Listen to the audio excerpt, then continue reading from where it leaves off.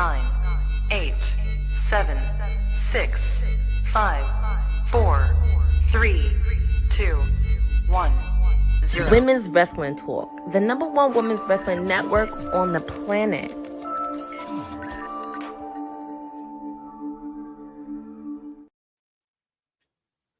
Just when you thought it was safe to have this show stay on the ship, you have no fear. Your councilman is here, and he is back, and it feels so good to be back. This must be what Eminem feels like after he relapses and then be like, I'm going to drop an album, and then everybody just let it happen. This is what it feels like. Ladies and gentlemen, welcome to another episode of WWT Live. It is Wednesday, middle of the week, hump day, some of y'all call it, and we have a lot of news to talk about today. Apparently Tony Khan loves black people. We got to say RIP to a group. War Games is settled. We got a lot to discuss, everybody, but I'm not doing it by myself as of right now. We never know who's gonna pop in, but it is the WWT siblings in the building right now. We're gonna bring out the first guest. Of course, this is everything. If you need to know anything about AEW, what's going on in the streets, who's doing cocaine, who's the next one in charge for an AEW title shot, this PR princess is probably going to be one of the first ones to know and the most credible source. Ladies and gentlemen, Stone Cold Courtney is in. Stone Cold Courtney, how are you doing today? Oh boy, have no fear. Your princess is here. I'm doing good. It's Wednesday. It's hump day. Of course, we got Dynamite tonight. It's the final Dynamite right before Full Gear. Yes, it is. Yes, it is. And we're definitely going to be talking about Full Gear this Friday. But also in the building, she has been definitely gathering the bees in the honey pot. All right. She's only about 30 followers away from 10K. She has been killing it right now on the Instagram, letting us know everything that's going on in wrestling. She is the sweetest oos. She is my tag team partner. The greatest digital tag team champions all over the damn internet, despite what anybody want to think who just don't show up here no more for some reason. We're not going to throw no names out. But ladies and gentlemen, Wrestling with Honey is in the building. Yeah, sucky now. I missed you guys. What's going on? Happy Wednesday. So happy to be here. So excited. I'm just as excited as us. Accompanied to the ring by Dakota Kai and the WWE Women's Tag Team Champions, the Kabuki Warriors, representing Damage. Yeah. So that's that Steelers energy that she bringing right there. That's what that is. That's still resonating from this weekend. You know what it is. And then of course, man, we got the man that is everything all-star fandom. If you need to know about what's going on in Marvel, and particularly more up in DC or anything that has to do with movies, comic books, television, superheroes, this is the man that you want to listen to. And he also has a wrestling promotion as well that premieres here on Sundays. And I believe they are getting ready to crown some new champions for PTW. Ladies and gentlemen, the people's nightmare, Mr. Dion. How we doing, everybody? I just have to say the slow villain turnaround at the beginning might have been the best intro yet. That was quality. Man. That was really good. That was good. I appreciate that. Thank y'all. Where are the names? I'm like, did the names go away? Wait a minute. Oh, we're circles.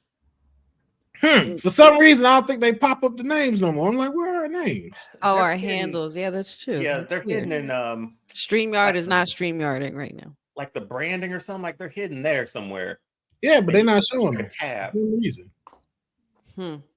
That's very odd. Well, damn it, y'all know who we are. So either way, shout out to Easy Not in the building. Yes.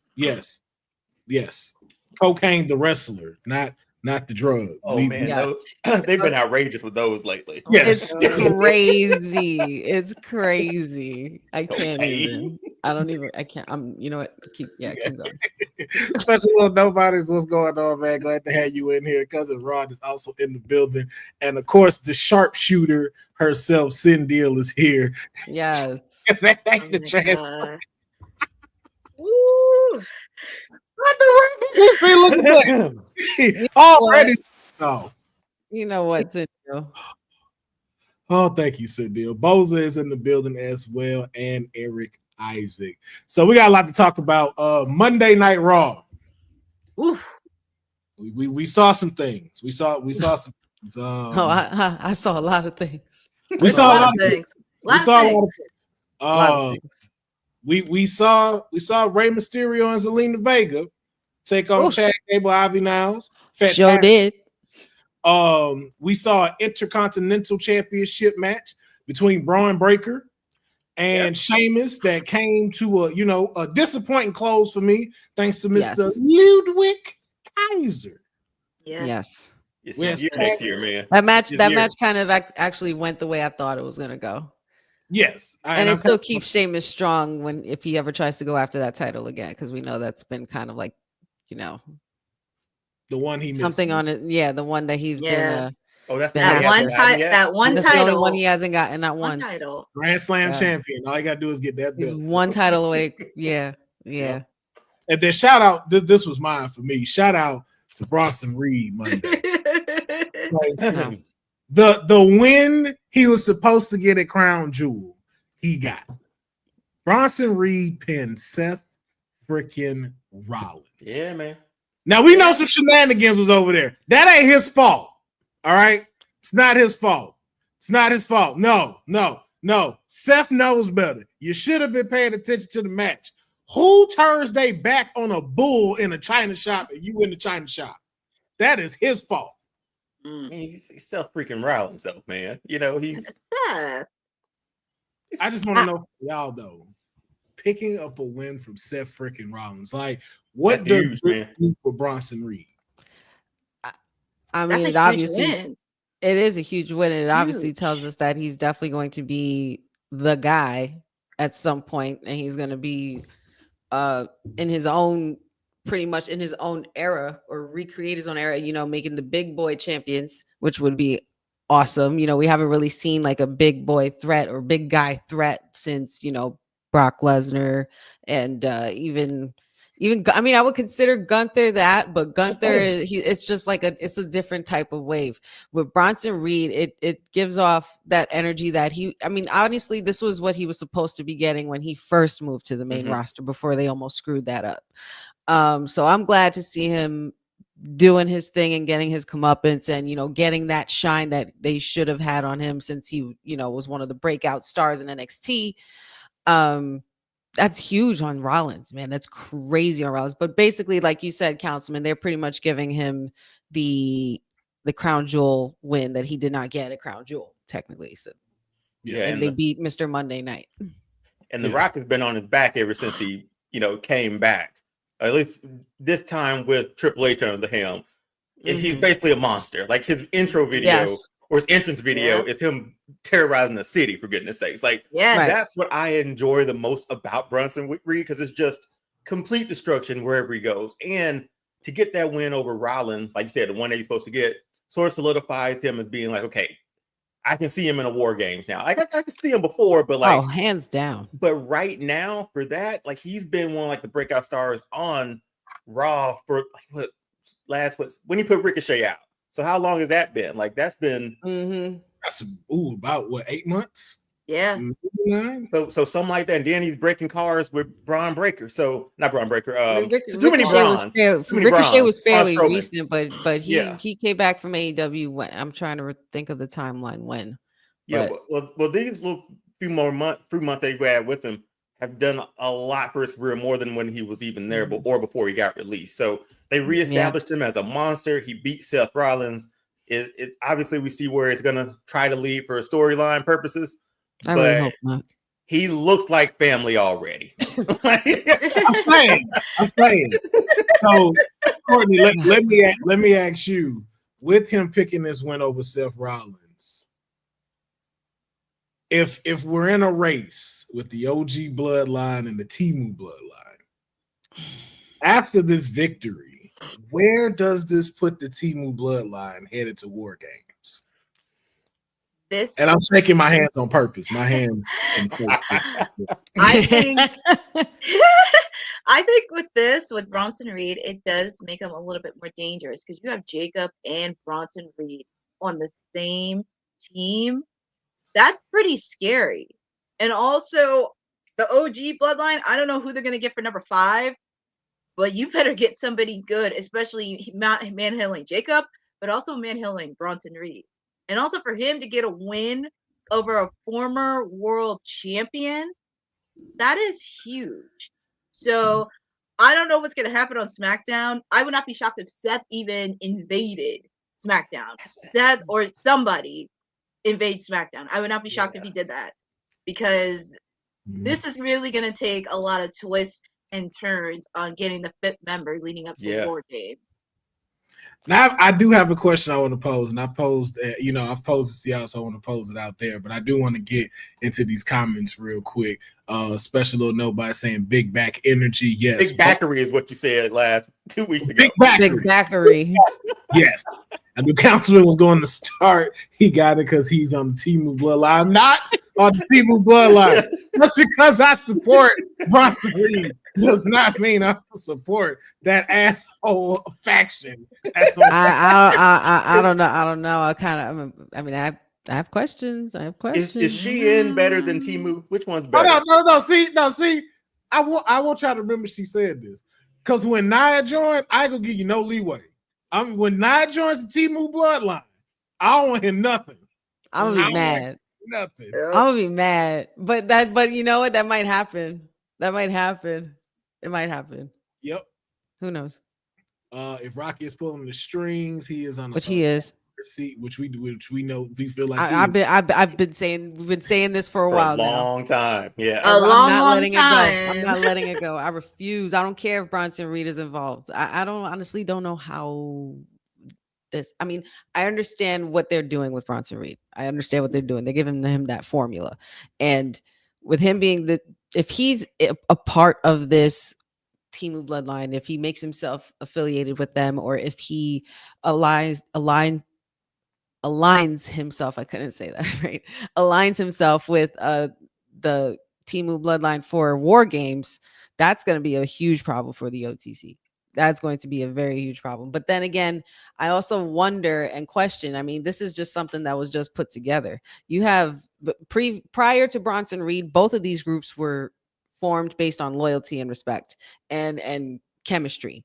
And we know that each of them have that yin and yang, Temu bloodline, OTC bloodline. They have that yin and yang about them, where which side is actually the dark side, which actually side is the villain or the heel baby face side. And, but I think it's fine. I just have to sit on it for a little while. I think it's fine.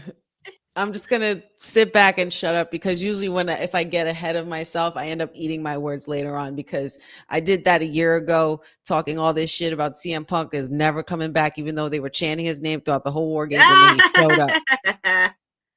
The ultimate gaggery. So speak.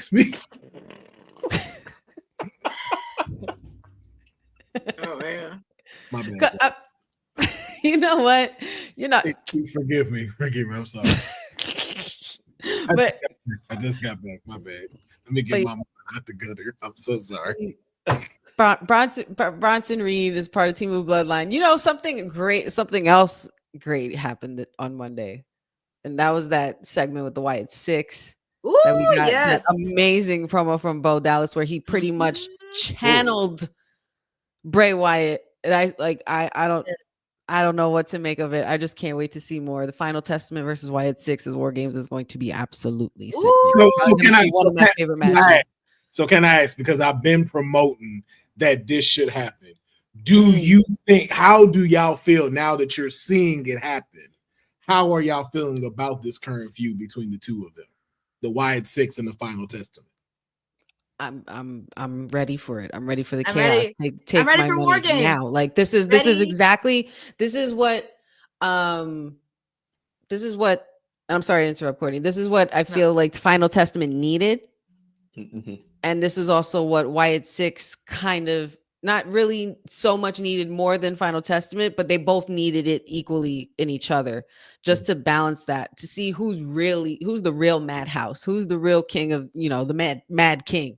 And I think we all know who's going to come out on top of this, even though it's going to give us hella amazing promos, and already is, because Cross is doing his best work. Yeah. Even Miz. And that was the other thing. And then you always leave it to the Miz to be able to build up a superstar that should be talked about. And I've been saying cross this, cross that, cross for the last year. And I'm just glad that, you have somebody like the Miz, who's that A-list talent and who's been there from the ground up in reality TV to now as a full pro wrestler. So Cross. I got a hot take on this. Oh way. Miz is what Chris Jericho wish he could be. You can find me at All Star Fandom Show. Hold on. Because this is not a diss. No, you are right. Like, I think we in the show right there. Because here's my thing. Miz knows when to interject himself at the right time and how to play it. Like, let's think of this. When Bad Bunny came in, who was there? Miz. Every time there's some opportunity even with celebrities that you be like, this is not gonna go over well. Who do you throw in there? Miz. Mm-hmm. Miz knows how to sense when this is gonna happen, when you're gonna be playing these things out. And if I'm being honest, Miz ain't missed yet. Miz ain't missed none of his shots.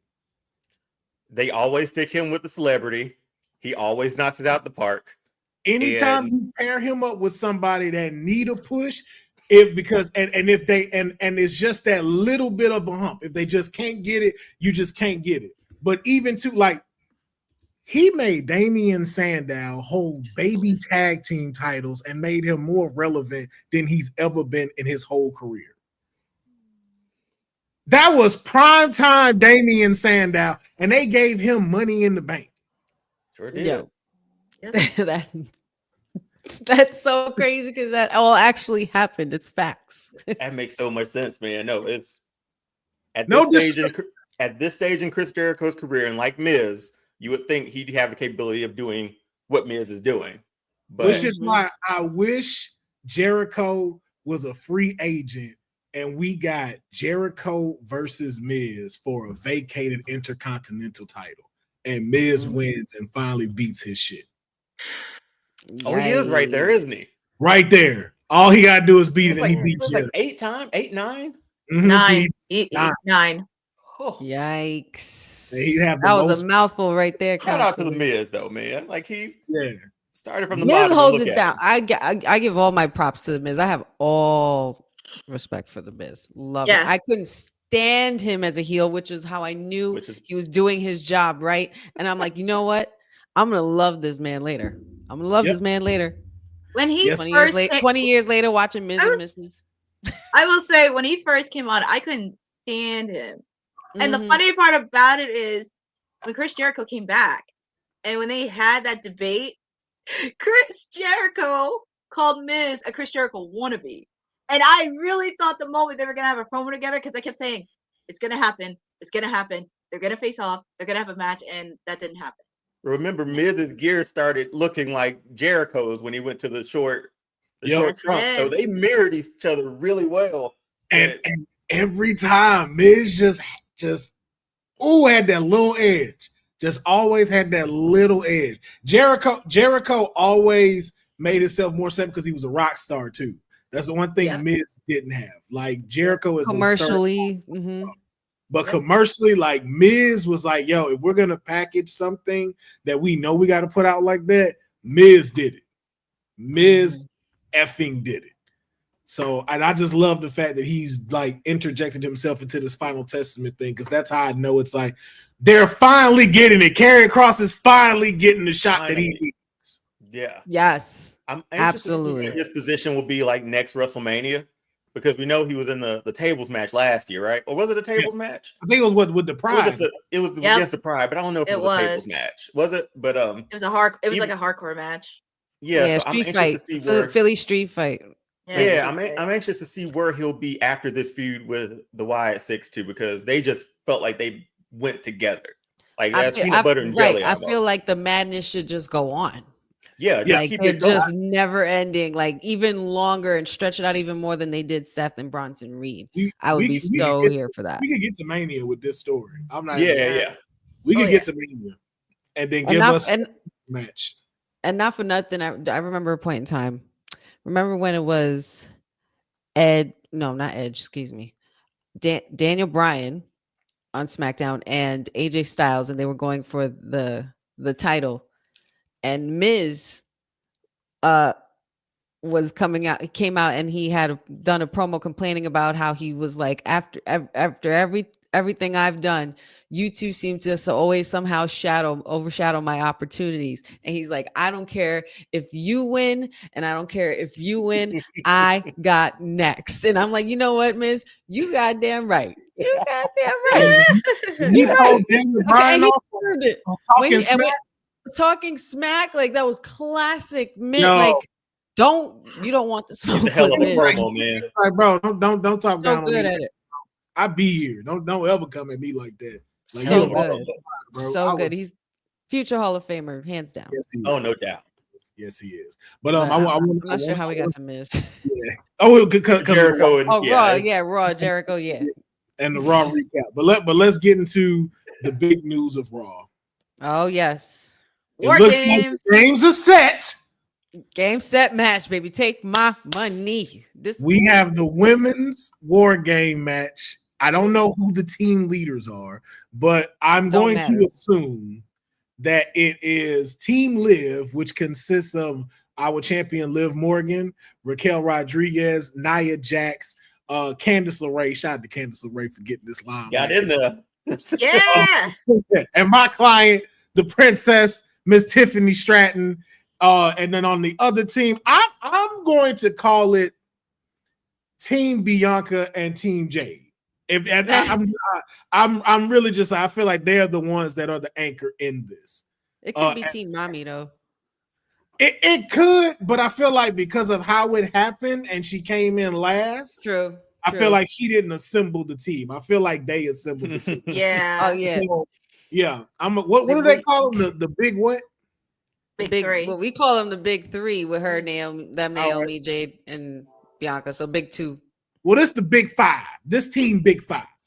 And this is Jade Cargill, Bianca Belair, Naomi, Io Sky, and Rhea Ripley will now enter in a women's War Games match. But I have a question. We are excited about this. We know it's official.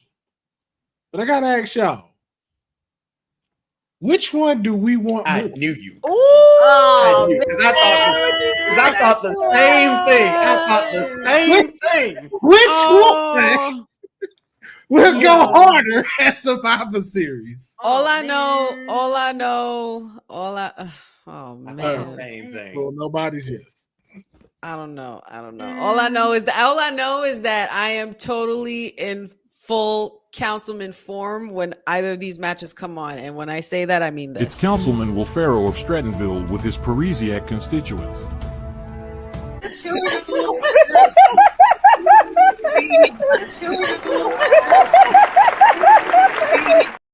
That last view there that you got of the councilman, that's gonna be me when both these matches are on, because these matches are gonna take pretty much the cake for all.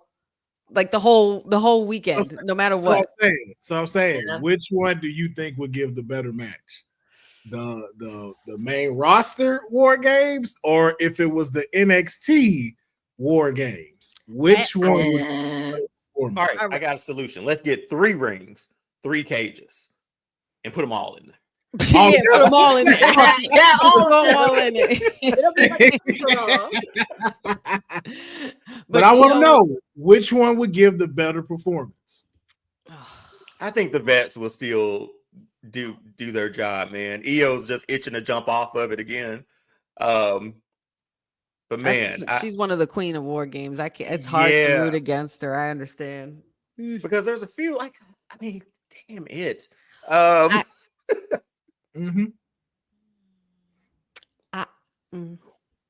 we got a little tease of the one on NXT, so that was just a little tease. One ring, whatever. You put them in 2 rings, I don't know what you'll get, but I think it's the idea of like we don't know for sure what to expect from those 10 in the NXT. They're new, could blow our minds. And up top, they're established, they're vets, man. It's going to be a good match. But if I had to ask like which one would I want to see, man, I want to see some F5s handed out. So I'm probably going with the NXT one. If I have to choose, I'm picking that one. All right. Sorry. So you got NXT. Honey, yeah, man. Who would you say would get a better performance of War Games? She's so Stephanie has become one of my favorites. Go to Courtney first. I can't. I need another minute. Hey, that's crazy. Look, that's worse than her. That's worse than Becky getting punched in the face. Oh man. Well, we see what they did on NXT. I seen that match. That was insanity. Of course, the veterans are going to do for War Games. And you know what? For this particular one, the top one, I'm just happy that Candice LeRae is finally getting action, and they can show you why she is nicknamed the Poison Pixie. Yes. That didn't answer the question, though. I know. You think I didn't see you try to duck that question. She's other people. Candice LeRae being out here is great. Thank you. But I'm actually going to go with the top one on the veterans for the War Games. I mean, I know people centered on Rhea versus Liv, but there's just so many storylines in between on this one, and I'm actually going to pick the top one because it's going to be insanity. Cindy, this is my problem. This is exactly my problem with picking out of one of these, because there's War Games veterans up top, and you have seasoned experience internationally and within the WWE umbrella with the NXT girls. This is a lot. It is. I would say NXT because I would would love to see all of these women in one cage, like in War Games. You know what I mean? Like, I would love to see that, especially with what we've gotten from them already. But I have to go with the veterans. I have to go with the main roster. I am fully invested. I've been invested in these women for the last few years, and I want to see where this story continues, where we leave off with all of this. You know, Io Sky is going to absolutely kill it, because we know she does every War Game. She's just waiting to get on top of the cage. Liv and Rhea. Then you have the dynamic with Tiffy and Naya. You know, there's just so much there, and then the big three in there. Anything and on any side could get chaotic real quick. But I'm gonna have to go with the veterans. I can't. That was hard. That was really. Tough. It was very hard. Very hard to pick. Y'all made y'all decision. But y'all smoking that high octane. No, I would pick. Listen, give me the bottom 5 women on the right.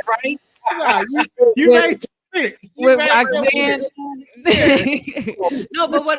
I made my pick. But what I'm saying is in regards to something else. I'd rather see the women, especially Zarya, Julia, Stephanie, Kaylani, and I'd rather see them all in a cage against each other, as opposed to the whole War Games thing. Honestly, because that's just even more chaotic.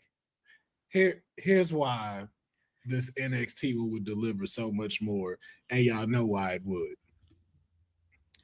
This top one is going to deliver, but it's going to deliver with a story, and we're not going to get as much as we think we're going to get. We're going to get some spots, yes. The craziest one we're going to get is from EO. That's about it. Everything else is going to be to advance this story, which again is not a bad thing. Mm-hmm. These women down here, however, are going to try to do the craziest shit that they can think of. Yeah. All of them, not just one to progress one story. Remember, all of them, like Nia and Tiffany, are tied into one thing, which ties pretty much Naomi and then Jade and Bianca into a thing. Then you got Raquel and Liv going after Rhea, and then just Io Sky just jumping around and jumping on everybody. Mm-hmm. So you'll see the respective like beat ups. These right here, someone's getting F5 on the cage. Stephanie McCurry most likely is going to do that corkscrew moonsault off the top of the cage. She nailed it last. Oh. Somebody's getting pop rocks into a table. Oh. I haven't even mentioned the other people. Kaylani with a chair and a kendo stick. And let's not forget the Juggernaut is in there. Yeah, she's way in the back. No. And ain't no telling what she does when she gets put into a situation like that. And then Julia, the tactician,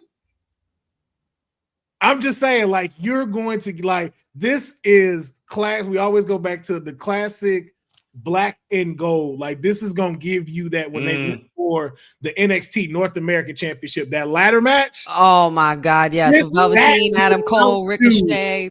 Oh. This would outdo that match. I'm putting it on that. That's why I go NXT. These women would you would never be able to top this War Games match if you let them have this. Even for the men, we all gonna be like, yo, that bloodline was dope, but because it's gonna be more so about the drama in those matches, I feel like. And honestly, Liv and Raquel have a lot going on because they've been going to SmackDown and jumping everybody too. So they're sticking their nose in everybody's business. So I kind of see maybe even Nia too. Like, imagine all of them turning on Liv and Raquel. Like that would create even more chaos. You know what I'm saying? Like, I think that would be pretty crazy. Like, I don't know. Cousin Ron, I could have kept going. I was gonna get there. I just didn't want to take up all the time. I could talk about my client's team. Don't think I can't.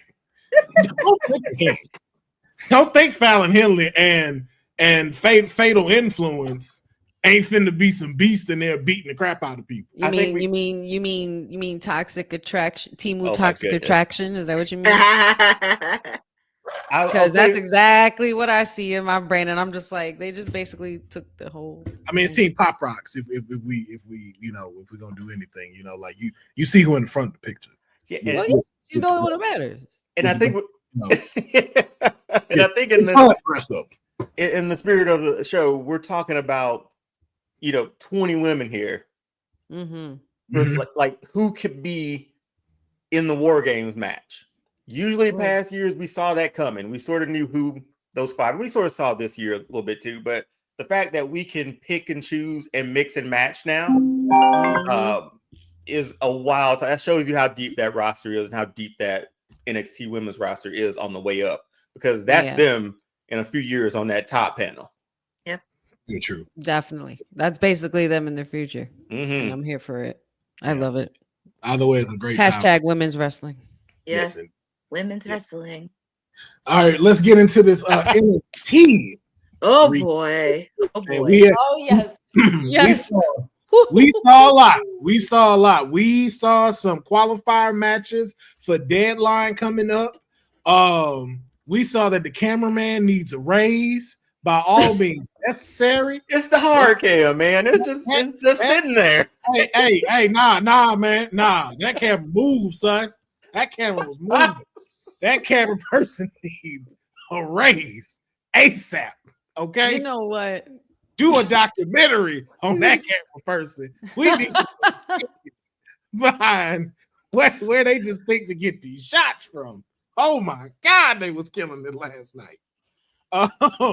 But we got to see qualifier matches for Deadline for the men and the women. We got to see one of the NXT Tag Team champions, Nathan Frazier, in singles action defeating Eddie Thorpe and qualifying for the men's Iron Survivor match. We got to see Stephanie Vaquer go up against Jada Parker, and shout out to Jada Parker for giving a phenomenal performance against Stephanie Vaquer.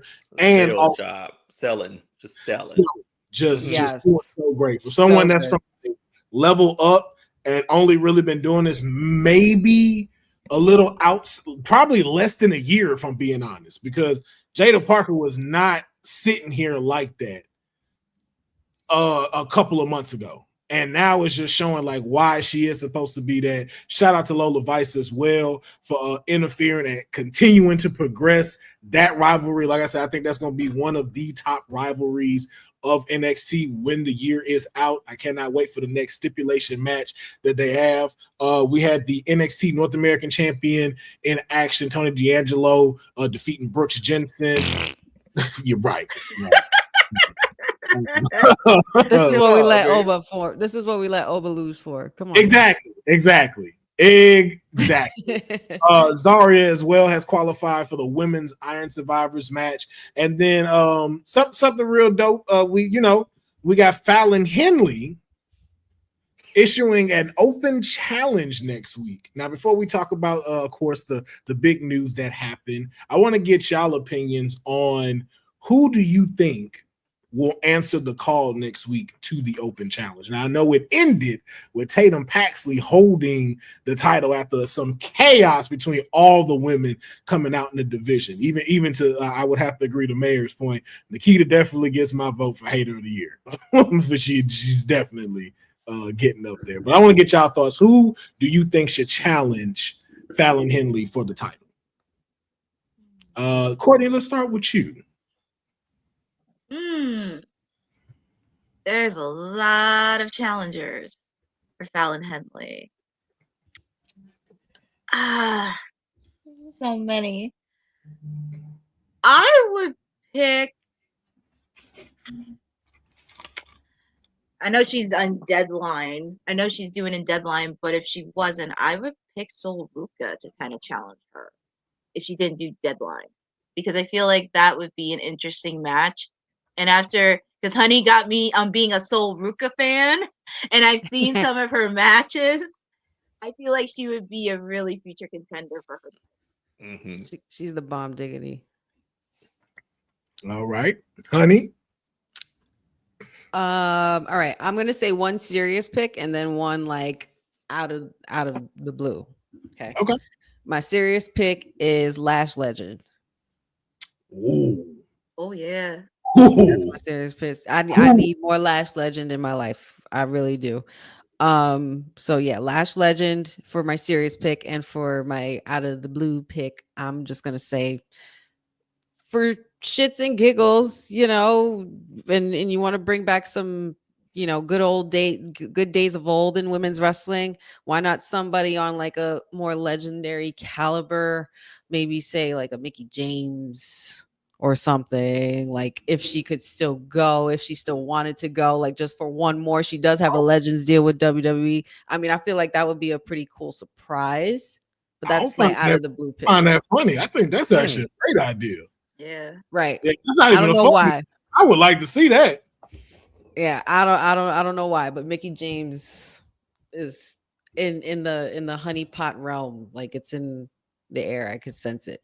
But yeah, that would be something cool, I think, for like somebody with a little bit more seasoned, like a more of a seasoned caliber for Fallon Henley. And I think that would really look good for her title defense. And if she gets a win and she issued the challenge herself, she's a defending champ as well. So I think that would be cool. But it's either Lash or Mickie James. All right. Cedric. I'm sorry, I was just. I was right. No, man, I was letting you know. Cedric's comment that Cooking with Lash episode 6 with Wendy Chu is out right now. Oh, I gotta watch those. I have those on my to-do list. Yeah. They are very good. I watched the one, of course, with my client on there. That shit gonna make me hungry. I know it. Yes, they do. Yes, they do. Because though they can throw down. Like I don't just like all of them. Even Tricks was like, okay, bro, I see what you're doing. I see what you're doing. You can whip. I love that. And I like the way you think, Anton Phillips. That would be pretty freaking fire. And push Zelina Vega. Damn it. Oh yes. Yes. I'm not gonna lie. I as much as I would like that to happen, I really hope they introduce the women's intercontinental title on Raw. That's the hopes, yeah. Yes. Still praying for that. Tina is the first one to hold it. I want her and I want Chelsea Green to win the U.S. championship. Huh. Got to, man. Chelsea getting that Money in the Bank. Yeah. I think that would be better. So far away though. But I think that'd be better. Like the fun that you can have with Chelsea Green in that briefcase. Like, yeah. Because she's not. Yeah. Here's the bad thing though. She's gonna fail to cash it in though. We know that. Right? Don't do that. Don't do that. Okay. Don't do that. Don't do that to Chelsea. But we know. Come on. Don't do that to Chelsea. Don't do that to Chelsea. But no, I think that'd be. You put Chelsea a chance, but that's so far away though. She can still have a run and then lose the U.S. title before Money in the Bank. When would Money in the Bank land on? But you know what? I see why you would put her with as the United States Championship though, being that she's the Canada girl. Like that would be freaking hilarious. Oh, that would be funny. All the outfits that she gonna wear to go with that. Yes, stuff? yes. She can change up. She's probably gonna change up the briefcase and turn it into the Canadian flag colors. Like, yeah, that would be sick. Don't Ludwig want to bring back the European title? I thought I saw someone there. I ain't gonna lie, I wouldn't mind seeing that. I would not have mind seeing that come back. I'd rather if he wins one of the titles, he just makes it into the European title. Like that'd be kind of dope. I think there's a conflict with that with the European title. Yeah, just because because like in Russia, like a part of the European thing, and I don't think they want to press too much on that. Oh well, shoot. Oh yes. Yeah, so I think that's why intercontinental. Like I can sit anywhere. They were like, yo, you don't know where we talking about over there. It's somewhere over there, over the water, across the water. But yeah, let's talk about the biggest thing that happened on NXT, and I'm gonna do this for our friends because we cannot play the song on YouTube for monetization's purpose. So please bear with me. And I only know a few words, so I'm definitely going to fuck it up. But we want to say in loving memory, in the arms of the angels. I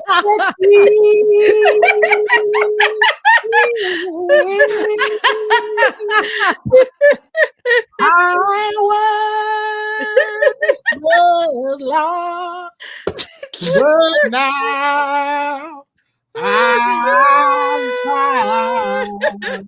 I cannot deal.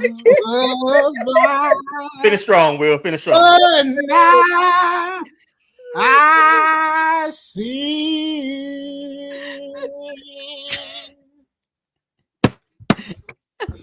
Thanks you. Did they really put that out, or did you make that? I made that. You made that? I made that. Oh my god, that was so good. I mean, that was just so touching. That was I'm just so overcome with emotion because that was just such a touching memoir and such a touching I guess a singing eulogy for Chase U. I mean, words can't even express how I feel right now about this situation. So I'm just only going to give you guys one word. Woo!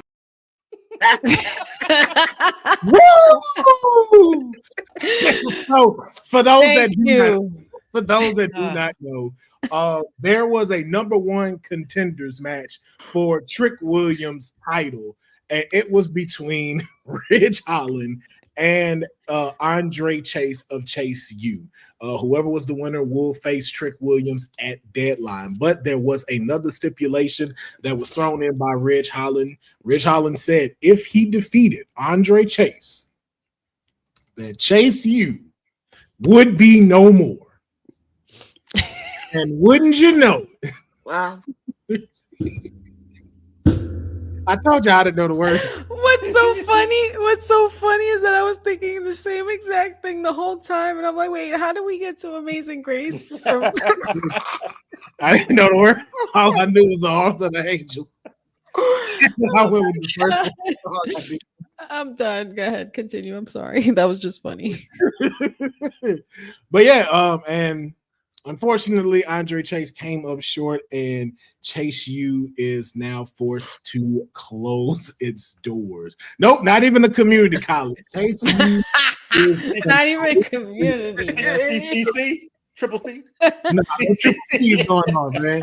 The Chase U College is now in default, okay? Tally Pay is coming to collect. The doors are closing.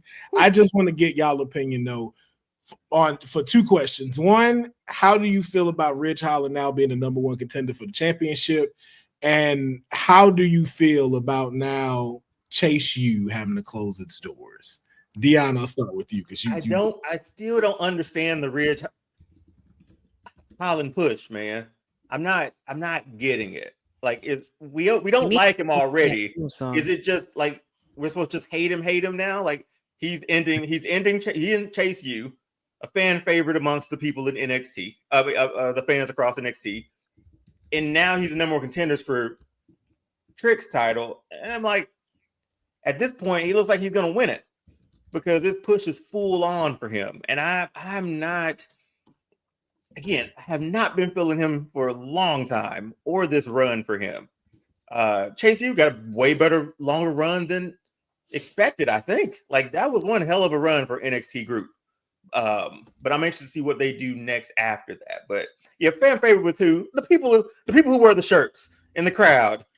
Said those people just taking a break, King Michael. Girl was the people who were crying in the stands for them. But yeah, that one girl was literally in her best friend's shoulders, like hard body crying. Like, I was like, yeah, oh, there were people bursting in tears after that run.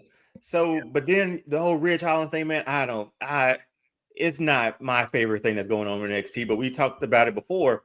That men's division of NXT, where they're lacking in their division at the moment for big people to go up against Trick. So, I mean, we'll see where it goes, but at this point, Ridge Holland is just going to destroy everything that you love. So why not just destroy Trick's next title run too? I also feel like this is probably to help Trick because there isn't, besides Ethan Page, who else is like a real and Sean Spears? Who else is like a real solo championship worthy heel? Threat, yeah. We need more heels for Trick. So I understand bringing them to. I bring Ridge Holland. The one gripe with Ridge Holland, with anything related to Ridge Holland, is his damn theme song. Somebody please change the theme song because I'm not a fan.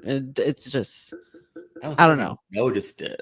I don't know. I'm listen. I'm very big on theme songs, like, and you know, part of the whole package and everything like that. Because of course, showing my age again, I come from the era of how it looks, and when in the eras of the Royal Rumbles, when they started putting people's music and theme song with their entrance, like all of that shit matters to me. And it's like I'm behind you everywhere else, but I'm not. I can't with them. No, I'm not a fan. Just a side note. No, I get it. Courtney, how do you feel about Ridge Holland being a number one contender and Chase U closing its doors? I'm gonna be honest. I kind of didn't feel Chase U for a while because I tried to understand him, and it just kind of was like, oh, okay, but I guess that the fans love him. The fans love him and the cult following. But here's the thing with Ridge. I know you're trying to put him as a heel, but it's like, it's not making me believe that you're the guy to really overtake Trick. Because I feel like after Ethan Page, and even with some of the guys there, it's like, which legitimate heel can really step up to the plate and really work well with Trick? Because I always think when it comes to like an actual heel, chemistry is always huge. You want to make sure you have chemistry and there's authenticity. I don't want him to think like you're forcing us to not like you, because it's like, why are you here? It has to be organic. It has to be organic. And also, I kind of have to go with Honey. I try to like his theme song. I'm like, you better change his theme song. I'm gonna have to re-listen to this. Me too. I don't know what it sounds like. I mean, but Wesley's also another heel, but which I don't know why they made him heel, but that's a whole nother story, neither here or there. But Wesley's theme song's great. Oba Femi's theme song's great. You know, even yeah. I mean, like, there's a lot. There's Ethan Page's theme song. You know what? Yeah, Ethan Page's theme song is even great. Yes, I do have it downloaded. But it's a good song. It is a great song. But I'm just saying the Rich Holland one is not even. It's not hitting. It's just not hitting. Like, I just feel like it doesn't go. Here's my thing with all of this. One, I wish I had some liquor over here so I could just make a toast to Chase U's clothes and its doors, because the greatest thing to come out of there was Andre Chase's shoe collection. That was it. Boy. The only thing I loved about Chase U is Thea. I said. I do want to clarify on that. I wasn't always behind Chase U, but I was behind Thea.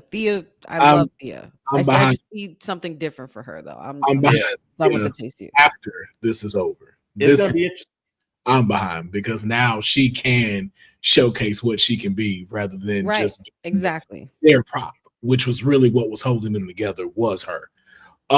Ridge Holland. Here's the thing. They're doing exactly what needs to be done with Ridge Holland.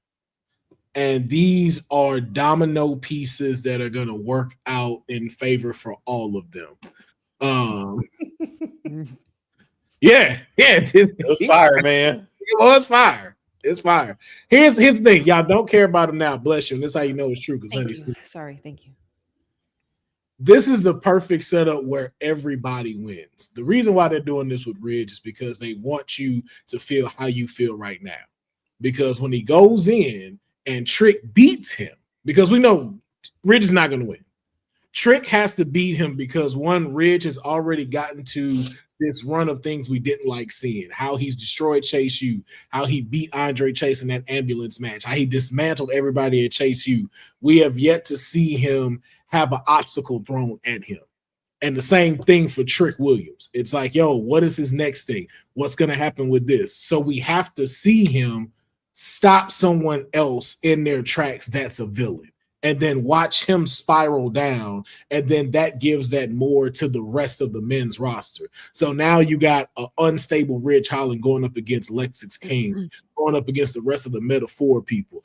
And now this makes Trick Williams look even better as well, because we know Ridge is not taking the belt off of him. So we need something to where, okay, it gives Ridge a little bit more legitimacy. It kind of gets that stank off of him of what he did with Big E, and it gives us a chance to see our champion in action more and what he can do in the ring. No, I mean, that trickles down to everybody else, man. That's going to help that roster out a lot. Yeah, so that's just what this place is. So that's why I'm like, I see this as a one-off. I don't see this going into no feud or anything like that, unless like Ridge like attacks Trick afterwards, and you get maybe like one more match. But for right now, also too, who else is there for you to put in line right there to get that started? Because you don't want to blow Wesley in case that's what you need for Stand and Deliver, because that's all that's really left. You don't want to blow it with Javon Evans just yet. So just in case you have stuff through the Royal Rumble and those elimination times, you have something for Trick to do instead of putting him in like special matches or like referee matches. Outside of that, there's no one else ready to go after the NXT title. Lexis King at most should be going up against Tony D'Angelo. Eddie Thorpe should be going up against Tony D'Angelo. There's only one other person, which is, and it's all, again, it's three. It's Javon Evans, Obafemi, or Wesley. And you can't blow that until next year. Because most likely it will be Oba and Trick at Stand and Deliver. That makes sense. That's gonna be so good when that big boy returns and just jumps Trick, and then we're like, ah, and then who you rooting for? I'm still dancing with the ruler. I had the ruler coming. The ruler, is man. But just so we help our producer from the future, man, I want to make sure we talk about tonight's Dynamite on AEW, and it is it a stack card, Courtney? It's pretty much stacked. Pretty much. Okay. I just want to confirm. We got Big Boom AJ live here in the building tonight. Not sure what he's going to be talking about, but got something to say. We also have Chris Statlander and Hikaru Shida.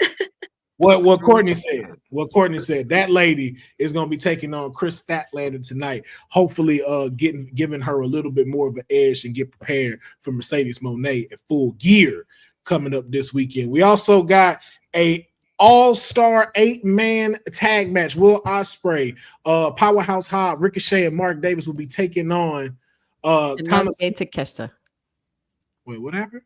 Konosuke Takeshita. What Honey said.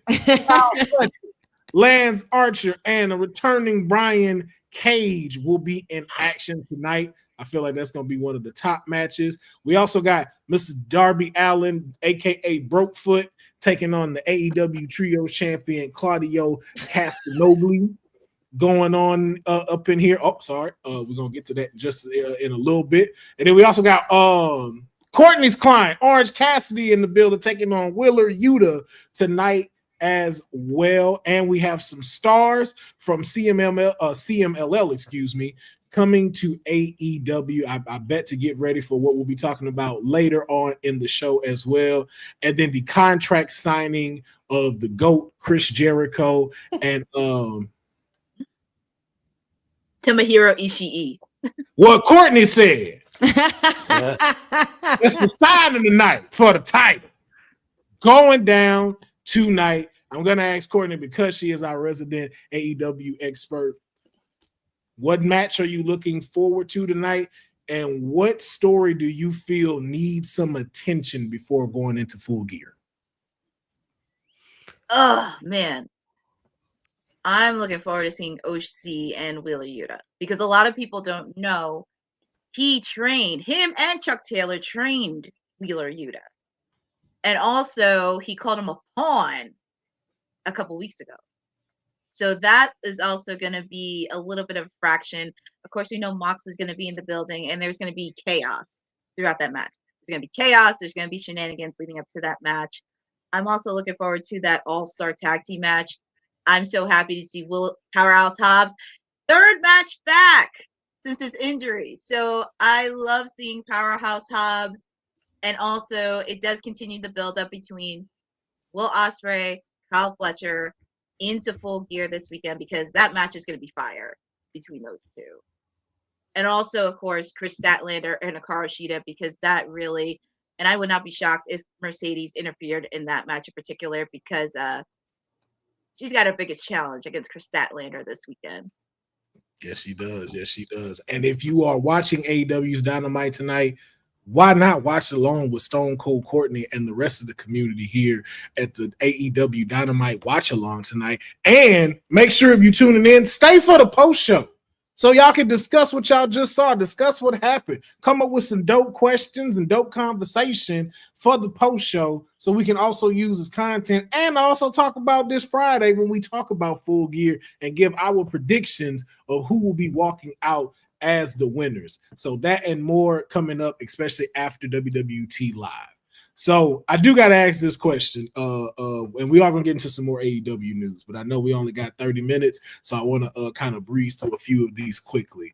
Now, we heard in an interview that Nick Aldis, manager of SmackDown, was asked about our women's world champion, and Nick Aldis stated that he believes Liv Morgan is 2024's MVP of the WWE. And I want to know from the three of you, is Nick Aldis gassing this? Or is he correct?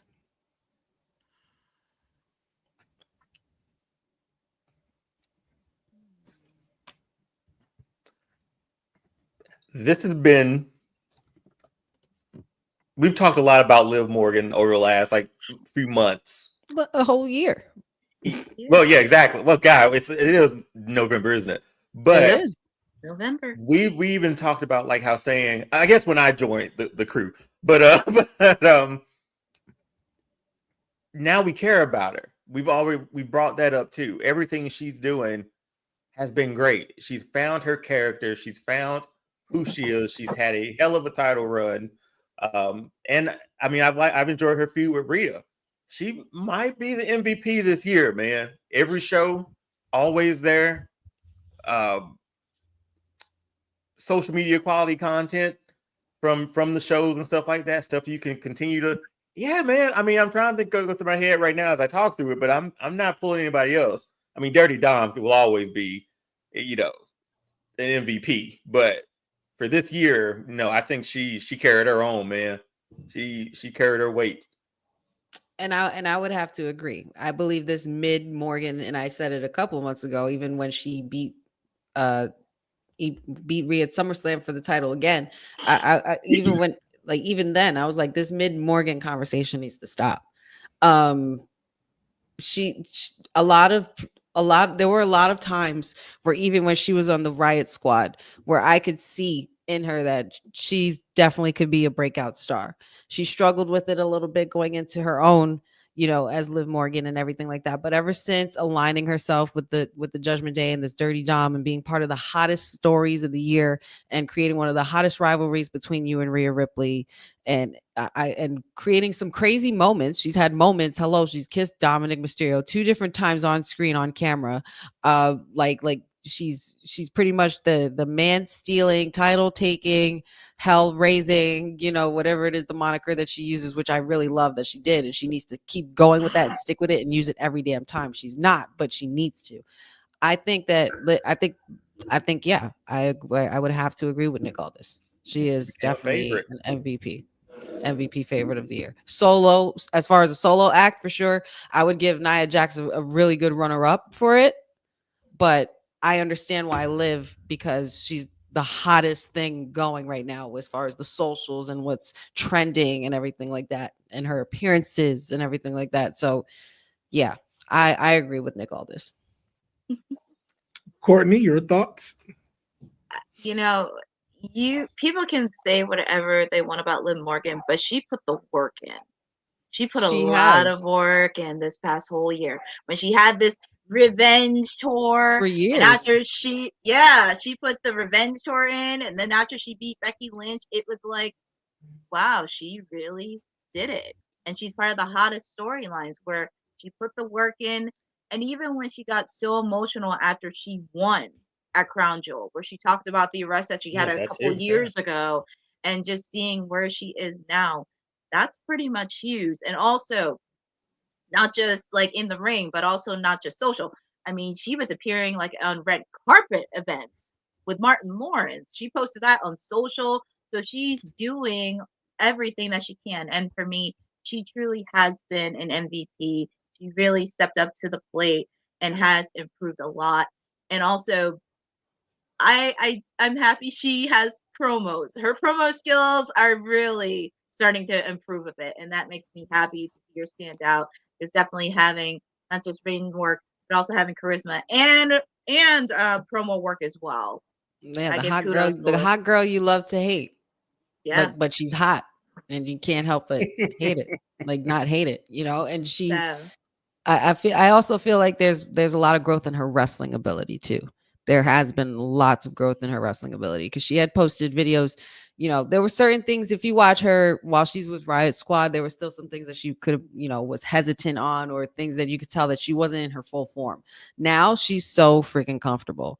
Like she does, the ring doesn't own her. She owns the ring when she goes in. And then she would even put up workout videos and training videos that she posted on her socials that I would see.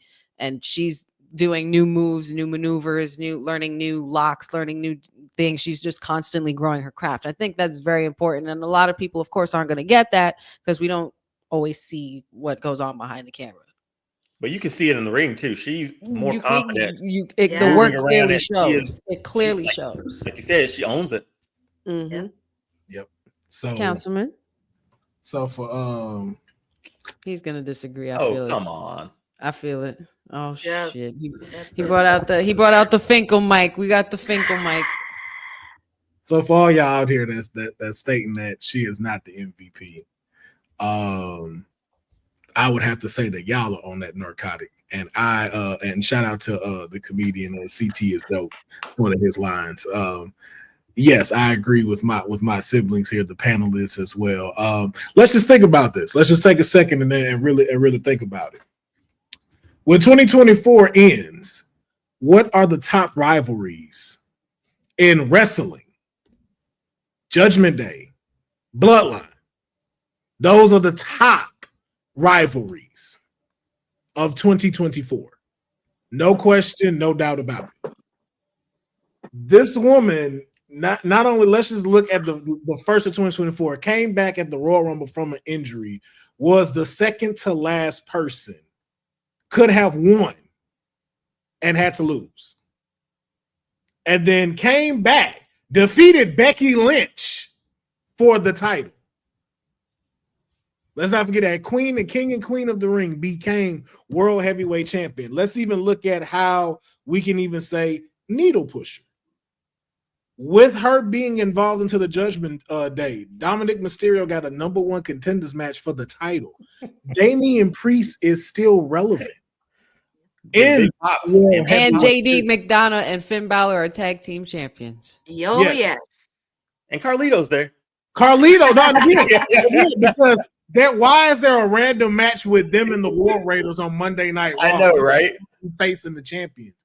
But she kept this story alive. And I will say she is the reason too of having a better transition of a secondary faction like the Judgment Day against the Temu Bloodline. Like, yes, we get their Ravages, they're running, but this new Judgment Day has been doing their thing and keeping this thing alive. The only part I will say that is the monkey wrench in this is Rhea, because it is time for her to step away and allow her to face other people for this title. So I really do hope War Games is the final draw with this whole Rhea and Liv thing, so we can really see Liv show y'all why she's going to be a multi-time women's champion. Mm-hmm. But this woman has done so much. There's a reason why Saudi Arabia decided, hey, she's going to win the first Crown Jewel Championship. It could have been Nia, but she got Queen of the Ring. So now we know this is why she went. At Bash at Berlin, one of the highlights of the match, one of the highlights of the night was what? Them two versus Rhea and Damian Priest. Mm-hmm. The shark cage match. When the last time we saw a shark cage pulled out? Jericho. Ooh. Oh yeah. That's the last time you've seen that. This woman has helped people remain relevant, and the folks that are around her has given Raquel Rodriguez purpose again, because we wanted to see her as a heel because she works better as a heel. Mm-hmm. And I don't not see them possibly winning the women's tag team championships somewhere down the line after this whole story with the big three is done. And she's from Elmwood Park, New Jersey. Yes, she is. This woman has done so much this year, from going to the person we never would have thought would have beat Ronda Rousey to being the face of Raw. Oh yeah. Mm-hmm. She's on the thumbnail. She's on the poster for her. They switched out They switched out people, man. She's front and center. Exactly. And I know people could disagree with this, but yo, she is having a way better title. Well, no, let me not say it like that. Yeah, I didn't want to. I was like, hold on, let me. I gotta make sure I say it right. As of right now, as far as champions are concerned, she is getting more looks than even our world heavyweight champion. More airtime, more story time. And still, even more. How many PLEs has she been a part of this year? Remember when she wasn't in any? Yeah, catering. She was in catering, or she was on the sidelines while Ruby Riott was wrestling. The same way I feel about Liv Morgan is how I felt about Roman Reigns when he was in the Shield. I'm like, no, that one. I'm like, I know they're pushing this one on me, but that one, him, her, them, they're gonna kill it. And I. So I say yes. Liv Morgan, if you can find me a better MVP of this year, then tell me. And I'll politely tell you why you're wrong. I mean, you know what? Aside from with the accolades and everything, obviously there's nothing that tops that. But I could and would consider like a couple of like runner-ups like Nia Jax or even Io Sky. Just saying for the year. Just say but I know I'm not. I know they're nowhere near. Yeah, I know they're not like they're not the MVP. They're not there. They're runners up as far as like what their accolades are, the titles they won, the moments they've made. It's the whole package. But Christopher Leclerc with a very interesting comment here. He says Roxanne Perez. I can get to that. Nia Jax, most improved player. Most improved. Looking for an award. Io Sky, 6-man award. She has definitely been an anchor for a lot of them in this past year, and she's finally getting the fruits of her labor from doing that, because a lot of stuff happened to Damage Control, and for her to still keep Damage Control relevant the way she has definitely been the 6-man. How crazy is that Io is aligned herself with the big 2 out of 3 now? Well, the big 3 now, and before there was Damage Control versus the big 3. Which is crazy. Like, how all you had to do was beat Bianca Belair to become a face. I know. I know, right? She beat her twice. Did she beat her twice? Yes, she did. Yeah. And she became a face all of a sudden. We were like, wait a minute. She was dancing with them and everything to her music and everything. I was you know what, Io, I love you. But Bianca still has nothing to do with Bayley. Like, she don't want her in the ring at the same time. No parts. Nope. And I don't blame her. I get it. I don't either. But I would say with Roxanne Perez is MJ. But the only thing with that is this is like the U.S. Olympic team right now on NXT. Yeah. Like, you got, and again, it's just compared it to this basketball, but like Wilt Chamberlain is over there. Magic Johnson is over there right now. Kareem Abdul-Jabbar is over there right now. Shaq is over there right now.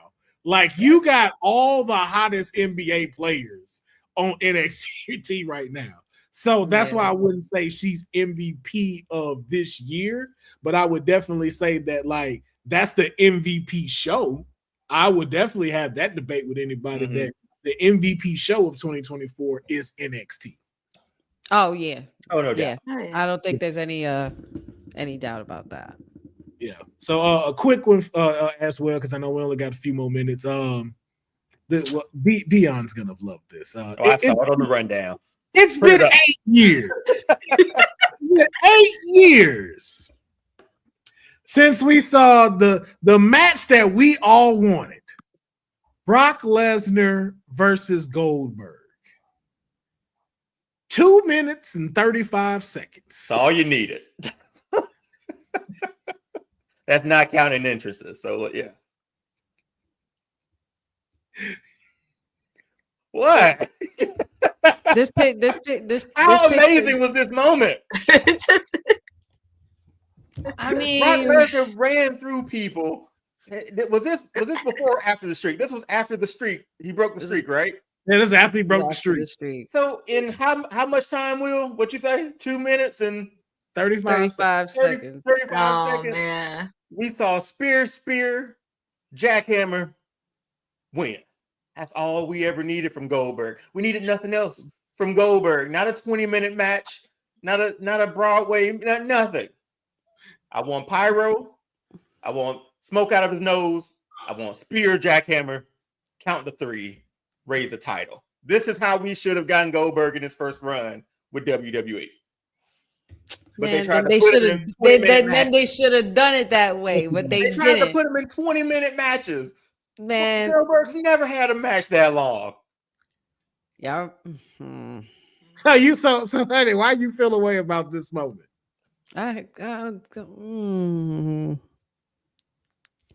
Cause we went down this route before. Way back when a certain other bald man was the referee. It was better this time. Nobody was leaving. Everybody was there. We're under contract. Oh boy. Listen, y'all, they screwed it up the first time. They should have never revisited it. It is what it is. I understand. I'm not a fan. I'm a fan of Goldberg. Yes, prime Goldberg, but not Oldberg. I'm not. This fixed the travesty that was that WrestleMania match. You think so? Are you sure about that? They wouldn't have headlined another WrestleMania, right? No, they did, but that one was even better than this one. Better is such a strong word. Barricades. People getting put through barricades. Brock Lesnar not seeing us. I don't believe. Goldberg still getting them. In the wrestling world, I understand. I get it. You know what? But you're supposed to make me believe that Brock is the big man on campus and Goldberg beat him. I'm supposed to believe that. You don't believe Goldberg can beat Brock Lesnar? He did already on paper. He did already on paper, but I'm just saying, you square up these two in the streets, that's not what's happening. Well, we can say that for a lot of things. Like we do that. We do that. Hold on, okay. I understand why they did this though. This was to help out Goldberg though, like, and just to have him beat Goldberg again. And that's exactly what, Brock Lesnar, being the man of business that he was, he always did good business in a lot of cases. And this, I would say, it was 2 minutes and 35 seconds too long, but hey, it's a Goldberg match. There's nothing else you can expect. Be right back to 1998. and 86 seconds to be correct. 86. And I loved Prime Goldberg, Monday Night War Goldberg, and everything. Like that was my Goldberg too. But I'm just saying, like, I didn't need it here, especially. And plus, I really didn't give a damn about this match at the time because I was still very salty about Undertaker losing the streak. So I was just like, screw you both. But weren't you like surprised? Like you didn't expect this to happen. You did. No, of course not. Absolutely not. There's no way. There's no way that you would have told me years later after that the debauchery that happened in 2000s that they were going to revisit this and make it a possibility and actually make it good for 2 minutes. Okay. Like I never would have guessed. Man, I might have 2 minutes and 35 seconds to spare tonight. And we'll be right back. So, before I go to bed, man, let me turn on Peacock real quick. So let me just check this out. Courtney, the hype behind it was great. Courtney, your thoughts on this? 8 years ago, were you able to witness this match when it happened, or did you have to come back and see it later on? I remember it very well. I think I was still salty after that whole streak because I was like, man. But I was very sensitive. That was a very sensitive time for me to watch Brock Lesnar. I was very happy. I was very happy to see Goldberg back. I had nothing against Goldberg. I mean, I did like it when he was at his prime, and I understand why they dropped the title. So I was like, oh, okay. Spear, jackhammer, pinfall, win. That's all he needs, honey. What are you talking about? Gunther will lay him flat. Okay. He's gonna be looking just like that. That's the exact thing. I ain't gonna lie. No, he will not. He will not. The only person that made Gunther look like Brock in this picture is Brock. So I don't believe that for a second. But he did this to Brock. Who? I don't know. Look. I don't know because I just want to see how Gunther looked when he gets speared. That's the one thing I got to see. If it don't affect him like that, then You seen Jey Uso spear? Okay, let's come on. Oh, you talking about a Goldberg spear? Oh. Let's not. I thought you meant like in general getting speared. I'm like, we've seen Gunther get speared, and I was thinking of times where he got speared. My bad. There's spears, and then there's spears. Okay? Spears, yeah. You know and then there's gores. Yes. Gores. There's what Jay does. Then there's spears. Then there's the Goldberg spear. This is a light tackle. Just a light tackle. Right before the first down. You know what you're supposed to do when you see them coming. You're like, oh. Right before the first down, right there. Good stop. I cannot. I've seen them spear people on live shows and they don't be realizing he didn't hit them. And they LeBron shit. Stop. Oh, shout out to Jey Uso. Yeah. We're not. There's by no means are we disrespecting Jey Uso. We are huge fans of the Yeet Master, and we're not trying to disrespect him in any way, which is being funny. Not at all. And shout out to Dragon Lee becoming the third WWE Speed Champion today. Beat Andrade? Who did he beat? Who had the title? I believe he didn't beat Andrade. Oh, he beat Andrade. Yeah. So we also have heard that the Wrestle Dynasty International Women's Cup will be happening on January 5th, and it will have 4 members from AEW, 4 members from Ring of Honor, Stardom, and CMLL participating in this event. Now, they will advance to the Tokyo Dome. The promotion will stage, or New Japan will stage their qualifying matches 4 ways for the weeks to come. And those that will compete at Wrestle Dynasty for this cup will receive I believe, a title match. And as well, of course, as a trophy for this cup. Now, I'm not gonna ask, because again, I know we're short for time. So I'm not gonna ask who all you want to see, but let's get down. If we get down to the final cup, and it's a fatal 4-way between all 4 brands. Fatal 4-way wise, who's representing AEW, Ring of Honor, Stardom, and CLL? Courtney, who do you have for AEW? Man, that's a tough one. For AEW, I'm gonna go a little bit left field. I'm picking Anna Jay because she really did improve a lot since she came back in Stardom. Okay. I will pick her. Queen Amanada. I do say Queen Amanada really had a very solid year as well. So I pick Anna Jay, Queen Amanada, Hikaru Shida, and I'm also gonna throw in Dr. Britt Baker. Okay. Honey, with the roster that you do know between these 4, who do you think will walk out the winner? Well, let me rephrase that. Who do you feel would be the winner of the Wrestle Dynasty's International Women's Cup? I could see for Ring of Honor Athena, AEW Mercedes, Stardom Mina Shirakawa, and not really familiar with all of CMLL, but I should be though. Hold on. 1 second. I just read that. That's funny. So what the question is, this the first time they've done this? Is this the first of its kind? Sort of a women's cup? I'm not sure if they haven't had a cup for New Japan. I believe so, actually. No, for women, maybe so. This may be the first one, especially with it being like interpromotional like this. This probably is the first of its kind. I too myself don't know too many from I only know from the AEW side, the Ring of Honor side. And of course I'd say Athena and then Willow is the pick for me.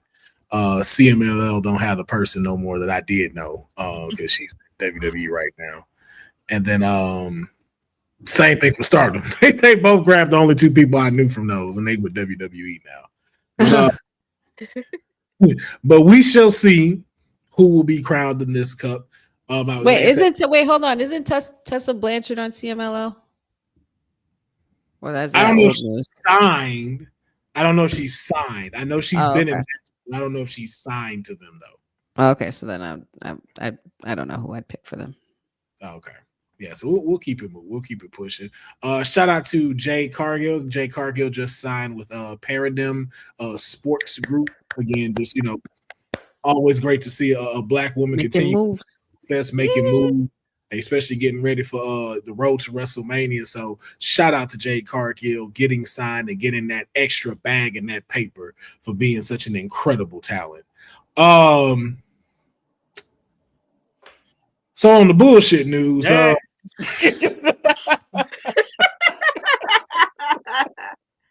Jake Paul decided that he wanted to put our company's name in his mouth and stated that he would like to be the manager for his brother, former U.S. champion Logan Paul. I'm going to fight all these urges, my brother. Sorry. Was that me? Sorry. Quick, just your quick thoughts on this. Dion, just Jake Paul as a manager for his brother at WWE. No. Logan has been great on his own. Surprisingly, he's killed it in every single match he's been in. He's a great heel. Yes, he'll get more heat with his brother, but I don't want his brother anywhere near him for this one. If Logan wasn't so good in the ring, I'd be like, just leave them both at home, But yeah, we don't need another Paul brother over there. And I think Hey, now. There we go. Courtney, I'm gonna say Courtney. Your thoughts? Jake Paul, manager for Logan Paul in WWE. This is pretty much how I feel, and Seth described it perfectly. This is bullshit. Go, Courtney. Yeah, tell him, Courtney. That's it. That's it. Words. And got the best finisher because damn well that I'm gonna say stay the hell away from this company, Jake Paul. Thank you very much. Because if not, this is what me and Courtney finna do. Oh, would you look at? Oh wait! Oh, it's no. Unfortunately, done. Out. Off is the direction you can fuck. It gets old, yo. It's always so good. Never gets old. That's it. That's what we said, and that's our stories, and we're sticking to it, right, Courtney? Yes, that's what it is. Man, look, all I gotta say is this: you ruined one sport already. Don't come over here. Hello. Because hello. Look, I'm louder for the people in the back. Yeah, I don't disrespect your hustle. Y'all made a big fat check, but at the same time, you showed why boxing is a fucking joke in this match. I don't even mean on Tyson's side. I mean on Jake Paul's whole side, bro. You are not a boxer. You are a fighting performer, and I have no problem with that. But do not call yourself a boxer. Do not ever think that you have defeated Iron Mike Tyson, because I don't know what nobody says about being old. What I do know is how to read people. Mike Tyson bit them gloves because he couldn't hit you the way he wanted to because he knew he wasn't allowed to. Mike Tyson would have made Jake Paul look silly because for someone who runs that promotion, the headline he didn't want was a 58-year-old man knocking him out and taking all the dust off of his so-called career. So by all means, as I said, I know it's becoming a spectacle now. You've made boxing popular again. You got all of us. You got all of us to come watch it. Keep that BS over there. If he's gonna do it, just watch. If you're gonna watch a Jake Paul fight, just watch the undercard because he's helping them get paid. I understand that, but the undercard by far, oh my god, was a way better. Like I was especially especially when I was like I used to enjoy boxing. Well, these are pretty good. I've never seen these guys before, but let me follow them on Instagram now. So that's great for them. Once it comes to him, just turn it off. That's why I said no. That's why I said I respect what you did with everything else. I get it because look, 65 million people tuning in. Hey, bro, you have all my respect in the world. When it comes to that, you will never have my respect as a boxer. I do not care how you try to slither your little way into your record and trying to get to that belt. I will never respect you as a boxer. And the fact that you're taking on what it is, iSpeed next, lets me know how much that y'all have turned this into a joke. And I never want to hear any more talk about how wrestling ain't this or you trying to make fun of wrestling. Because this man made a whole mockery of y'all sport. Everybody. I know Muhammad Ali is just kind of looking at it. Oh my God. I said the same thing to my husband as this match was going on. I'm like, yo, Muhammad Ali somewhere looking down at this match in disgrace and sadness. Like he must be pissed at this whole shit. He's like, I didn't get all these concussions for this to happen. I didn't get the shakes for y'all to do this. And not for nothing, Jake. You lucky you're so lucky if we even dropped a little splurge, a spill of respect for your brother because of how well he did in WWE. Okay. And I know I talked a lot of shit about Logan Paul here. And that's because he's a great heel and he's doing his job right. But he earned it though. He earned his stripes in the wrestling business, even though a lot of the legends and older guys wouldn't agree. But Logan Paul has proved to y'all time and time again that he can adapt to this wrestling world if he really wanted to. He was also great on the mic. He was very athletic. He had WrestleMania moments. He's fought at Crown Jewel. He sells out the Prime logo, the partnerships, all of that stuff. Jake, just stay away. Stay away. If you want to come out with your brother for a WrestleMania, like little entrance or whatever, fine. Next. Jake, once you fight Tyson Fury, then we can talk. Beat him. Then go forward. Right. Until then, sit down. Until then, keep doing what you're doing. And that's up in all these other real boxers. Yeah. So just keep doing that. So that is our thoughts when it comes to Jake Paul potentially being in the WWE. I know we got through that. Just some more quick AEW news. We have AEW Revolution next year is going to be taking place within the crypto arena next year. Courtney, we know you're the head of AEW here, so I want to know your thoughts on them having AEW Revolution here, and what does this do for that particular pay-per-view? Well, for this one in particular, this is their first pay-per-view because January, they're going to be handling in Japan. This is their first one of 2025. We don't know what's going to happen after Full Gear and World's End because they have one PLE left. So we don't even know what's going to happen there. And I think it'll give us an idea after Full Gear is over because we still don't know what's going to happen with the world title. We don't know what's going to happen with the tag team division. We're going to get ready for the Continental Classic that's happening in a couple weeks. So there's a lot of things that could happen. And especially, we have not seen Kenny Omega. He's supposed to be returning soon. Yet. We have not seen the Young Bucks because apparently they're supposed to be coming back next year in 2025, which, well, I'm just going to leave it at that. I'm not even going to come back in AEW for some reason, but that's a whole nother conversation. And I can talk about that in my watch along. Yes, you can. Yes, you can. Along with two more of the stories before we get out of here. One being about Ricochet. Ricochet has stated in a recent interview and saying that he is going to prove that he can carry a company during this run at AEW.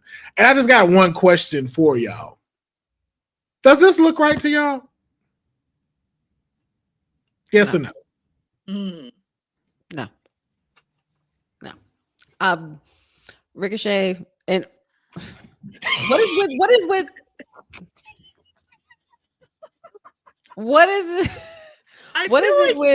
who made that belt so big? That's the size of the belt. That's the size of the belt. And the AEW one is no smaller. So just saying, but number one and number two, what the hell is with everybody and all these AEW stars? Once they go to AEW, they just want to make a whole bunch of announcements. Yeah. What is with that? Like, is it me? Like, and I'm not hating on Ricochet by no means here. Like, I'm just like, what is it with you superstars just talking? Less announcements, more work in the ring. That's what I kind of want to see. Like Ricochet, I don't want you to tell me that you're gonna prove to me that you're gonna carry this company. I know that you have that capability. What are you gonna do to show me? That's what you have to do. Like, where is the work? Put the work in. Like, don't just throw yourself in a right. You just throw yourself in a in a situation where, Will Ospreay's in the same company. Oh, there we go. We all know that that's the obvious, but you know what? It's like what they tell you in football. You know, friendships don't win championships, and they said the same thing about Devontae Adams and Aaron Rodgers. And look at where they at. Okay? Yeah, that's it. I'm just saying, like, less talk, less is more. Like, you know, like we obviously, if you're gonna do promos and stuff, then I'm gonna want to listen and see if you've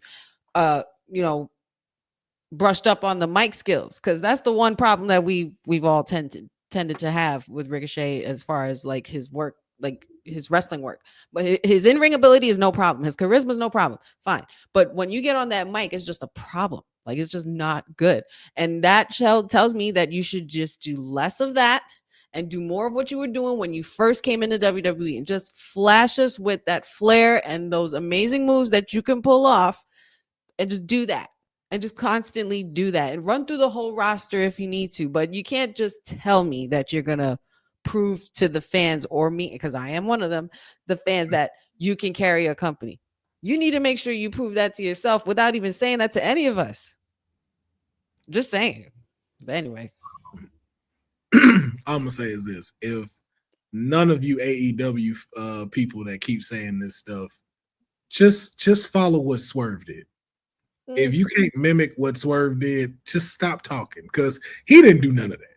Swerve went out there and just did the job, and he became champion. And he actually had me watching AEW besides when Samoa Joe was on TV.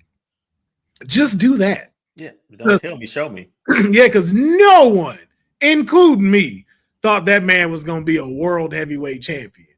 Now I can't wait for him to come back home so that man could be a champion, because he has proven himself. But that's also a dude I would say, I want you to spend another 5 years at AEW and put them on the map, because you are doing your thing. Ricochet, however, just quit flip-flopping and shit, like John Witherspoon say. Quit. Oh, it's a lot. It's so much of that, man. Like, it's ridiculous. Yeah. But our final story gonna get into Tony Khan. Tony Khan. Oh my. Also someone that likes to talk on the mic a lot, and apparently he wanted us to know that he loves black people. Especially in a recent interview where he says he thinks that the most of the top black wrestlers in the world are in AEW right now. Now, why you had to put this picture up though, Will? Hey, I just typed in Tony Khan, and this. No, you typed in something else. You know what you typed in. You know what you typed in. I cannot. Let's get through this quickly, because we got Courtney. Courtney has a watch along in 10 minutes. We can't do this. All I did was type in Tony Khan. And this picture was there in high quality and everything. Jesus Christ, Councilman. Hey, listen, I think it's just to prove his point. He says, I think that they're all some of the best wrestlers in AEW you just named. So really lucky to have those great stars. And, we've been fortunate to be able to build up some stars and also have a lot of great free agents come in to where I think so many of the top wrestlers, some of the top black wrestlers in the world in AEW. And I really think most of the top black wrestlers in the world are now in AEW. But I think this is a conscious thing, but I also think it's great and it's awesome to hear that. Courtney, I know you have a watch along, so your thoughts on this comment, and also to ask though, does he technically have a point? Boss man Tony Khan, bless your little heart. He does have some points because there have been some moments that happened this year. Swerve was the first African-American champion to be the AEW World Heavyweight Champion. That is huge and groundbreaking for them. And when he was champion, that did open the door, especially in the hip-hop world, because outside of him and Max Caster, by the way, they opened that door when it came to hip-hop. And also, I think I understand his word. I understand what he was getting at. It's just the wording seemed a little bit off and a little shaky a bit, because I understand he wants to do that door. But also, and we've had this conversation a couple months ago, and especially not the race card, but also what's more important, in-ring or charisma. You can have a lot of in-ring work, but if you have the charisma to back it up, then that's going to be successful. Take the route Swerve did. Less is more. And get yourself a manager. And also with Private Party, too. Oh, my God. And also with Private Party, they have it there. It's just they need to start. I need them to be serious. Because it's there. They really, really need to show up this weekend of full gear. They really need to prove they are serious tag team champions. And I feel like with that match in particular, that really is going to help them a lot, because you're not going up against tag teams.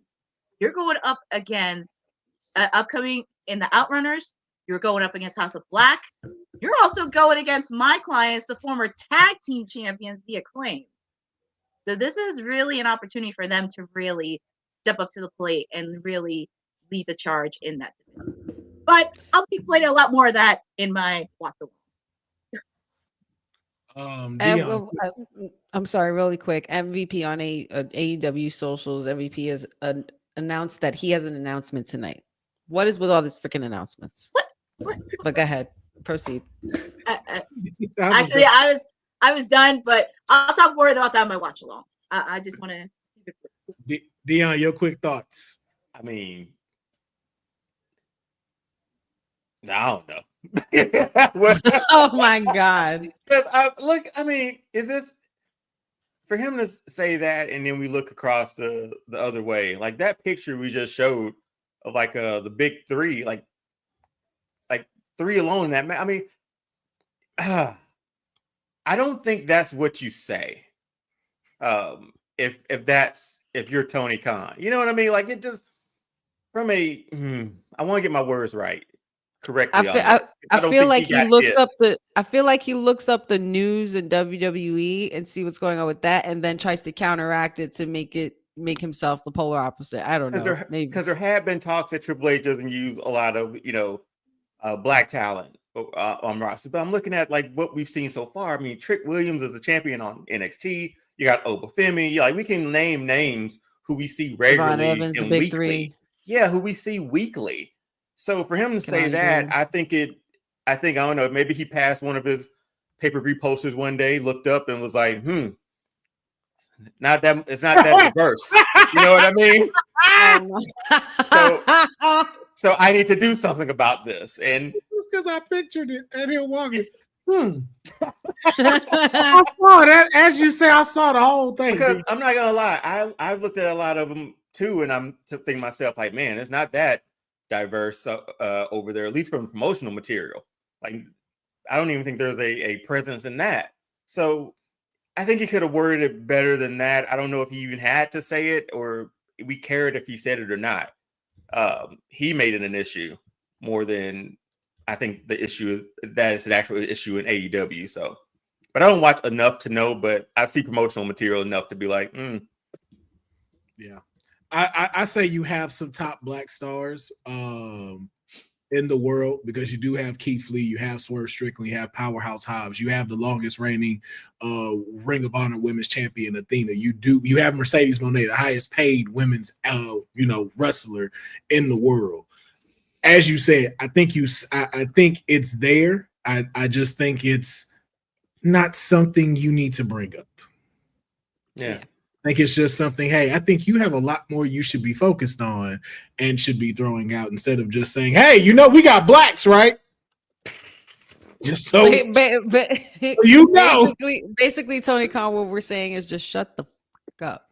Yeah, because this is the equivalent to I have black friends. Just so y'all know, no one asked. It's you wanted to let us know that, like, hey, just in case y'all didn't know, I got some black friends. AEW, where the blacks wrestle. Like, that's what it feels like. Oh my God. And with that said, we're going to go ahead. I debated saying that in my head so much, and I don't like that I did, but I did anyway. You sit on it because that was great. That was great. Clip that, Dylan. Make sure we let everybody let us know. Oh, man. Courtney, please let them know where we can follow. I'm not proud about that. No, don't be mad. That was great. They can always find me here every Monday, Wednesday, and Friday. You will see me at the top of the hour where I do my watch along, where it's the final Dynamite before Full Gear. So feel free. In case if you miss the news, I will be there on site on Saturday at Full Gear. So there will be no watch along this weekend. I will not be on Friday. But I will be giving my predictions on social as well. As you can follow me on Twitter and Instagram at CourtneyNJ11. I have my full predictions, but I also am working on a video. You just have to figure out which AEW superstar I'm going to do on Full Gear. So I ain't going to tell you who it is. So you just have to wait and find out. A little cosplay action. I love it. Honey, where can they follow and support you? Y'all can find me here with my siblings Monday, Wednesdays, Fridays, or sometimes even with the parentals. Just make sure you tune in Monday, Wednesdays, Fridays at WWT Live. Every Friday, we have our Honey Night SmackDown watch along. This Friday should be a doozy. War Games is getting closer. I'm excited. I hope you are too. So hang with me on Fridays. Check out my Honey Pop predictions and on my socials. I also have a new little segment called Short and Sweet. And this past week's question was, who do you think is going to be the fifth man for the OTC's Survivor Series match of War Games? A lot of really cool, interesting picks. So make sure you guys interact with me there. See me in the comments. All things Wrestling with Honey, TikTok, Facebook, Instagram, and the Wrestling with Honey podcast on YouTube. Yes, indeed. Dion, where can they follow us? Over an All-Star Fandom show on TikTok and Instagram. I'm here Monday, Wednesday, Fridays. Enjoying it. These are the bright spots of my week. I enjoy it so much. But yeah, got a few reviews and stuff coming. A lot of movies coming out for the holiday season. So we'll be doing a few reviews of that. Even starting this week and taking wife to probably see Wicked this week. So we'll have probably a review for that and some other stuff. So pretty fun time over on All-Star Fandom. Come join us. And I have PCW too. We just had our A-Town Crown last Sunday, not this past one, but last Sunday. So thanks, shout out to Women's Wrestling Talk for letting me do that. That was super fun. So more shows on the way too. I did peep that too, pop up in my notifications. I was like, oh, we saw you in there. It was fun. We out here. We branching out here. I love to see it. I love it. They gave me the keys for one night. Yes. Yes, we are. And I ain't gonna say where to support me. I just want to make sure we have another time to just have a moment of silence for our fallen comrades.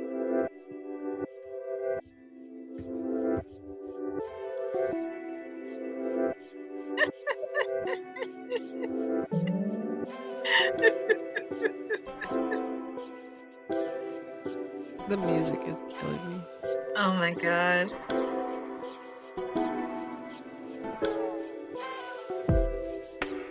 So many great memories.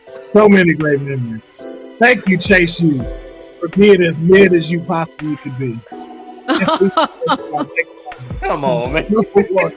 Women's wrestling. Thanks for joining WWT. Don't forget to like us on all social media platforms at WW Talk Pod. Like and subscribe on all video and audio platforms, like yesterday, my G. And check out our website at www.talkpod.com. Thanks for watching Women's Wrestling Talk, the #1 women's wrestling network on the planet.